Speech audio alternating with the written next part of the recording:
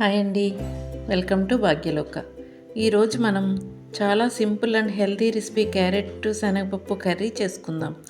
ఇది చేసుకోవడం చాలా ఈజీ అండి. ఉదయాన్నే లంచ్ బాక్సులు పెట్టేవారు ముందు రోజు రాత్రి క్యారెట్ని చిన్న చిన్న ముక్కలుగా కోసుకుని ఉంచుకుంటే ఉదయాన్నే హడావిడి లేకుండా చాలా ఈజీగా కర్రీని ప్రిపేర్ చేసుకోవచ్చండి. ప్రాసెస్ చూసేద్దాం. ముందుగా పాన్ తీసుకుని కోసుకున్న క్యారెట్ ముక్కలు, గుప్పెడు శనగపప్పు, ఒక గ్లాసు నీళ్లు పోసుకొని మూత పెట్టి 2 విజిల్స్ రానిద్దాం. ఇప్పుడు స్టీమ్ పోయిందండి, వాటర్ని వడకట్టేసుకుందాం. ఇప్పుడు ఒక బాండీ తీసుకుని 2 స్పూన్ల ఆయిల్ వేసుకొని ఆవాలు, జీలకర్ర, కరివేపాకు, ఎండుమిర్చి వేసుకొని వేపుకుందాం.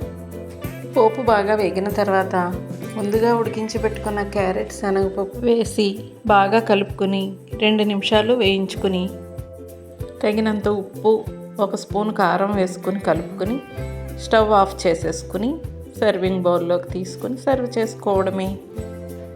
ఉదయాన్నే హడావిడి లేకుండా పిల్లలకి హెల్తీ లంచ్ బాక్స్ ఇలా ప్రిపేర్ చేసి పెట్టండి.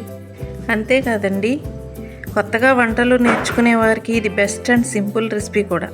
ఈ వీడియో నచ్చితే లైక్ చేయండి. మరిన్ని రెసిపీస్ కోసం సబ్స్క్రైబ్ చేయండి. Thank you.